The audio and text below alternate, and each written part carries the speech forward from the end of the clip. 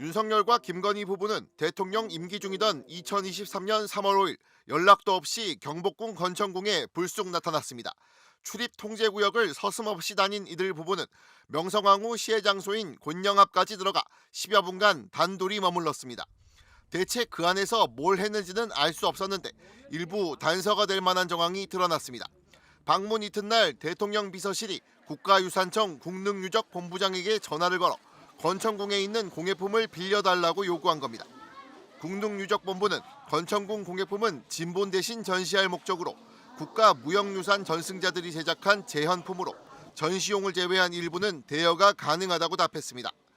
대통령실은 약 일주일 뒤 옥새를 올려두는 탁자인 보안 2점, 옥새를 보관하는 보함 2점, 왕을 상징하는 붉은 상자인 주칠함 2점과 백동촛대, 사방탁자 등 모두 9점의 공예품을 가져갔습니다. 대통령실 주최 행사용 물품 전시라는 명분을 댔는데 빌려간 물품을 실제로 어떤 장소에 비치했는지는 관련 기록이 삭제돼 확인이 불가능한 상태입니다. 저는 도저히 납득이 안 갑니다. 본인이 지금 21세기 대한민국 사회에서 왕비 노릇을 하려고 하는 건지 경복궁 아니 왕 노릇을 하려고 하는 건지 인정전 어제에 들어가고 하다못해 임금이 쓰는 물품을 가져다가 관저에서 사용했다고 하는 것. 대통령실은 이렇게 가져간 물품들을 무려 1년이 넘게 반납하지 않았습니다. 확인 결과 윤석열 전 대통령 파면 이후인 지난 4월 15일에야 공예품들을 국능유적본부에 돌려줬습니다. 김건희 씨는 국립고궁박물관 수장고에 입장 기록도 남기지 않고 들어간 사실이 밝혀진 바 있는데 이 역시 유적을 사적으로 반출하려 한 게 아니냐는 의혹이 나오고 있습니다. 경복궁 바로 옆에 위치한 국립고궁박물관. 조선 왕실의 유물을 전시하는 곳입니다. 그런데 지난 2023년 3월 2일 오전 대통령실에서 갑자기 김건희 여사가 박물관을 관람할 거라고 연락을 했고 전시실을 관람한 뒤 대중에 공개되지 않은 왕실 보물이 보관된 수장고까지 둘러본 사실이 드러났습니다. 김 여사가 둘러본 수장고는 지난 2016년 선착순 모집을 통해 공개된 적이 있을 뿐 일반인 출입이 엄격히 제한된 곳입니다. 수장고엔 국보이자 유네스코 세계기록유산인 조선왕조실록과 조선왕조의궤, 그리고 왕의 초상화인 어진 등 2,100여 점의 유물이 소장돼 있었습니다. 김 여사는 이 수장고 안에 있는 조선 왕실 보물들을 10분간 살펴보고 관장 등의 설명도 들은 걸로 확인됐습니다. 박물관 측은 김 여사가 수장고에 방문했고 유물훼손 보호 장구인 마스크와 슬리퍼도 착용했다며 당시 유물 정리 등으로 직원들이 수장고 안에서 작업 중이어서 수장고를 공개한 걸로 보인다고 설명했습니다. 박물관은 출입 시간과 사유, 출입자 전체 이름을 수기로 작성하도록 하고 있는데 당시 작성된 수장고 출입일지 기록을 보면 직원들의 출입 기록만 있을 뿐 김 여사의 출입 기록은 없어 특혜 논란이 일고 있습니다. 박물관 측은 수장고 담당자 동행으로 출입이 이뤄졌지만 기록 누락으로 파악된다고 해명했습니다. 방문 기록을 남기지 않는다? 있을 수 없는 일이잖아요. 그래서 이러한 부분에 있어서는 철저한 수사가 들어가야 된다고 봅니다.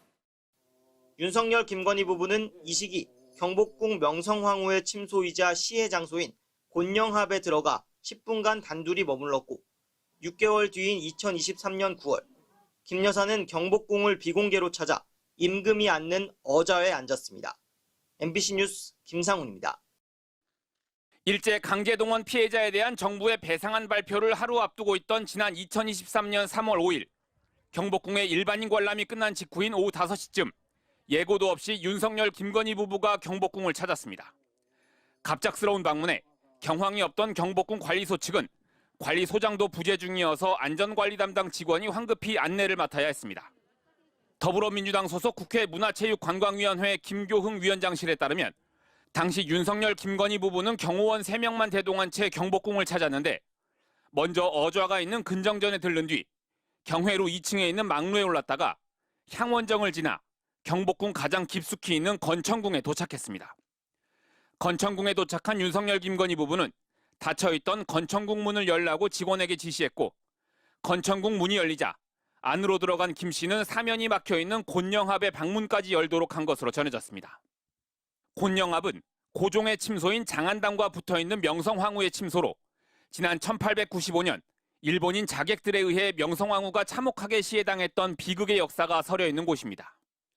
곤영합은 평소 출입이 통제돼 있는데 닫혀있던 곤영합 방문을 열고 들어간 윤석열, 김건희 부부는 동석자 없이 약 10분 동안 단둘이 그 안에 머물다 나온 것으로 전해졌습니다.